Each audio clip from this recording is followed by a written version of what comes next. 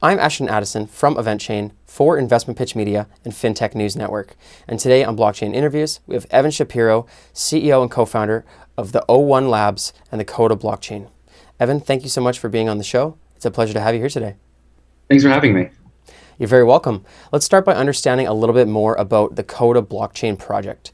Can you, first of all, explain the solutions that Coda provides and what makes it different in the industry?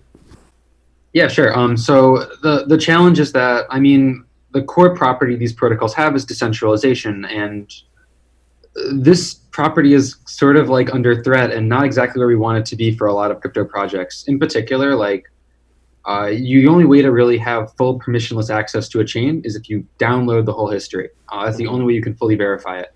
But this is out of the reach of most people and is increasingly becoming out of the reach of basically anyone unless you have a big company to run and download a whole blockchain. There are hundreds of gigabytes, bordering on terabytes for a lot of them. And that's just kind of unreasonable for especially if you want to use these things permissionlessly on your phone or on your browser. And never mind access, participation is just not going to happen. We've built a cryptocurrency with a very, very small blockchain that's only the size of a few kilobytes using zero-knowledge proofs. And this lets you download that zero-knowledge proof instead of downloading the hundreds of gigabytes of the entire chain. And that gives you full verifiability of Coda, our blockchain, as well as permissionless access because you can just check a little proof and you're good to go. That's really interesting, Evan. I know the Bitcoin blockchain is a terabyte or more, and if you want to actually be a network participant and be able to validate transactions, then you have to have the whole blockchain. You're right, and it's totally unfeasible to have it on a computer. However, in that blockchain is a record of all the transactions from the beginning of time. So it's interesting what you've done with Coda with the zero knowledge proofs. Essentially, you've taken a snapshot of transactions and you're basing the new transactions off of that snapshot rather than the transactions themselves, so you don't really need to download them on your computer or on your device. Is that right? Yeah, if you think about the system today, you don't need your transaction history 3 years ago to use your credit card. You need to know what your current balance is. You need to trust your balance, the merchant's balance. You need to trust everyone's balances, and you need to be able to check the transaction actually goes through. But you don't need to know 3 years ago what was happening. That can be an auditor or someone. Yeah, definitely. So that's been a huge downfall for people that are looking to run full nodes. And there is this level of decentralization where there's enough in Ethereum, for example, there's 30,000 different nodes that are verifying transactions, but there's hundreds of thousands of different participants.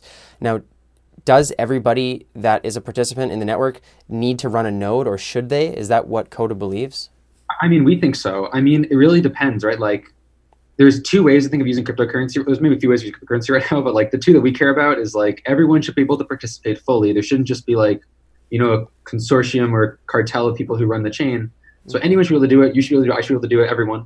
And then also, it should be the case that you should be able to access it permissionlessly. So right now, if you use Ethereum, you have to basically ask Infura for permission if you're a developer, and you have to go through Infura if you're a consumer, or through Coinbase or whatever.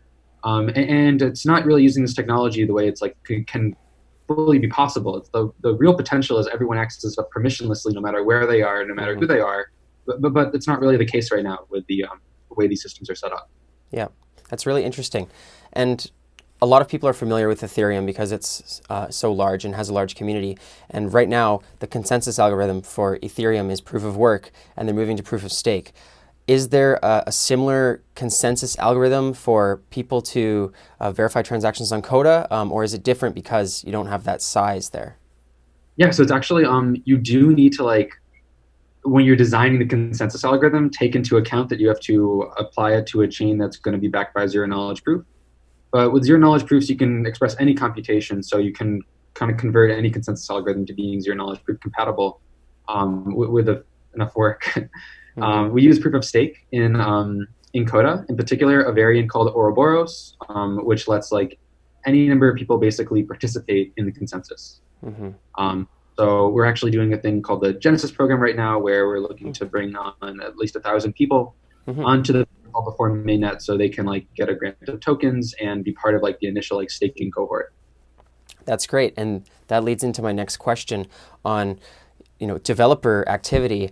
to have mainstream adoption of a blockchain, you really need to have developers that are developing applications that people are going to use. Are there incentives for developers to move from developing on Ethereum or EOS to developing on Coda now? I mean, like, not at the moment. There's like nothing we've announced, and like, really, honestly, like the way I kind of think about it right now is developing on a cryptocurrency right now is very hard. There's a lot of things, technologies you have to learn about and chain together if you want to really build something. Hmm. And I think that's why the incentives need to be there right now. It's just really hard. I think that like with what we're doing, it should be way easier to build something. At least we're hoping. Hmm. And with that, we're hoping like it's just like a still lower barrier to the barrier of effort that you can start building something, maybe something that you can even have revenue off of, or like something that can be successful with less effort than if you had to figure out the whole Infura MetaMask Web3 stack. Definitely. And with Ethereum, it was made in a way that developers needed to learn Solidity, which was a whole new programming language just to build on Ethereum, whereas Neo has all these system development kits that you can build a library of programming languages that many developers that aren't familiar with blockchain already know. Is it easy for developers that aren't in blockchain to come to Coda, or do they need to have technical knowledge about blockchains to be able to develop? That's the intent, yeah. Our current API uses something called GraphQL, which is like accessible basically anywhere. And like as we like start implementing and adding support for like full more programmability, that'll hopefully or it will be in like JavaScript and other Python and things like that as a library you can like call into versus like another programming language you have to learn. Hmm. Yeah. And right now, Coda is in its testnet stage, if I'm correct. What's the timeline been since when did you first start working on the project, and when did you guys launch the testnet? Oh man, so it was a while. So I think like maybe like June 2017, we started working on it. And by started working, I mean like we like sat down to code like in our living rooms and started building. Hmm. It wasn't until I guess like July 2019 that we like launched the public version of like the testnet. So it was like 2 years of development and like yeah to get to where we are now. And then it's been like 6 or so months since then where we've gotten to like a pretty stable place and we're just adding features and now stuff. That's great. And what does the development roadmap look like moving forward? Is there an estimated time for the mainnet? And are there a bunch of things that you need to develop before you get to that point? Yeah, so like the testnet's like basically in phases. So we're in like phase 3 of which should be 5 total phases right now. So this phase currently is about like making the experience extremely good for like node operators, like those Genesis people we mentioned. We want to bring people in for that. We want to just like make an incredibly good experience for operating a node, and add features to support that. What's coming up next is like our phase 4, and phase 4 is going to basically be a test of the economics of the system, as well as like adding in some more development SDK kind of features. And then we have phase 5, and then phase 5 is going to be like a full like adversarial like testnet, where we're really going to like test to make sure it's like super secure before we launch it. That's great. And you already have a community of developers. Are they already starting to work on applications on Coda, or it's all just on the foundational layer right now? Oh, I like it, right now. We're basically everyone's working on like kind of node operator level stuff. Hmm. We think like building a strong community around there and participation is like the place to go, and we'll build from there. So like not like end user apps, but like little tools for like node operators. Hmm. That's great. And what kind of partnerships have you guys closed, or are you looking to close to bring the Coda blockchain into the mainstream world for enterprises or for customers, or how do you foresee that playing out? Nothing we've announced yet. I think like there probably will be things, but at the moment it's just kind of like we want to bring in like hobbyists and like grassroots community people Hmm. because we think that's like where this technology can get started. Yeah. That's great. And do you have any idea when the mainnet's launched, whether there will be specific use cases or industries that this would be best applied to, or are you letting developers just free roam and develop whatever they wish using the protocol? I mean, like, I think there's like a lot of possibilities. So we want people to build whatever the heck they want. Like, I think that's exciting. But like, I think the two directions that I'm most excited about, which are kind of complementary, One is like using zero knowledge proofs for verifiability. Hmm. And the other one is like value transfer related things where you can just have like a ton of tokens permissionlessly accessible. Hmm. Just like you can just like deploy with a snippet of JavaScript onto Yeah. like the web. Um, I think that like both zero knowledge proofs is going to be important for like finance in the future, as well Hmm. as like permissionless tokens are going to be really important for Hmm. finance in the future.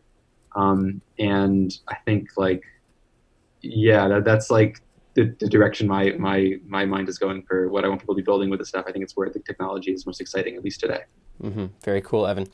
And as the mainnet launches, what will the coin or token infrastructure look like? Is there going to be a Coda coin, which will also have tokens that will be able to be built on the Coda blockchain, similar to how Ethereum runs? Yeah, basically. I mean, you could think of it sort of as like a when I say tokens, like a parallel architecture to like Ethereum and their tokens. Hmm. There's like Coda token that is used for staking, used for making snarks on the network. These zero knowledge proofs, making the blockchain small, need someone to make snarks. Um, and you can imagine there being other tokens on top as well. Hmm. Yeah. And with the blockchain ecosystem right now, there's been a bit of interest from other blockchains to introduce interoperability with Ethereum or EOS. Do you foresee being able to connect to Ethereum at all, or more so looking for a standalone project? And that would require creating your own wallets, I believe, as well. Could you touch on that? Yeah, I mean, I think that things are so early, it's okay to like. I think in general things should be interoperable, but I think like when we launch, like it's going to just be like a whole new cool thing, and it's okay to be standalone for a bit. Yeah.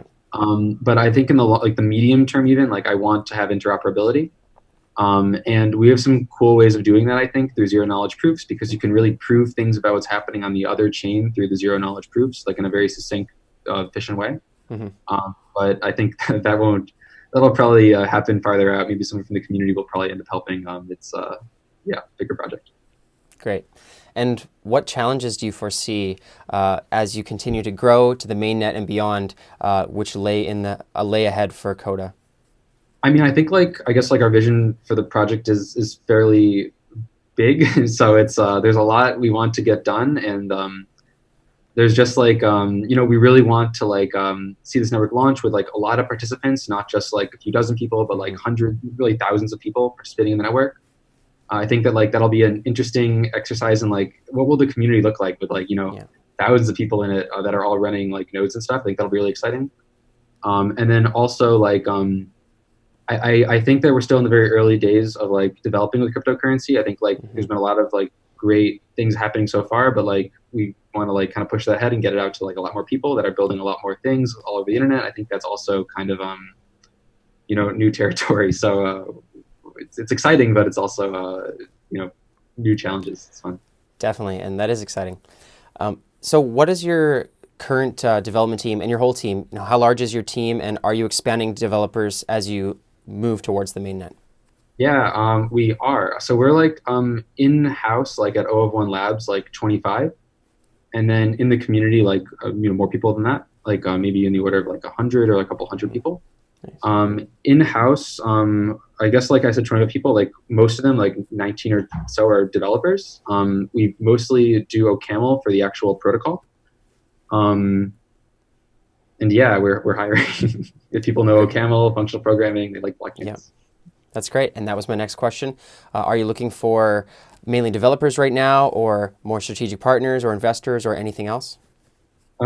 Developers, people that want to join the community, like we're extremely open about like, if you want to like, apply to work, that's like at O1 Labs, it's awesome. If you want to just like join the community, all of our developments like completely out in the open. Like, Hmm. everyone just like is like it's a Discord. You can just check it out on our website, get a link to it, and like just like everything happens just like on our public Discord server. So like however you want to get involved, it's there. Great. And that was leading me to my next question: is what is the best way for them to reach out? I'm guessing your Discord, or is there any other locations as well? The Discord, I think the Genesis program is like a really good opportunity for people that like are interested in running nodes. It's like I think it's like equivalent to like 187 2080 Ti GPUs stake for Ethereum's hash power for the Genesis program. Hmm. Um, I think that makes sense. Yeah. So So I think it's like a good opportunity, and I think we would really like to see more people. We had a ton of interest, but like even more people that want to run nodes and stuff. That's like our like we want everyone to participate. So that's also on our website. Great. Well, I'll leave the link to your Discord as well as the website in the description box below. And that's all the time that we have today, Evan. But I really appreciate you coming on and sharing the information about Coda. And looks like your team is well on its way towards the mainnet. So best of luck in pursuing that. And let's follow up in the near future. Great. Okay. Thank you very much.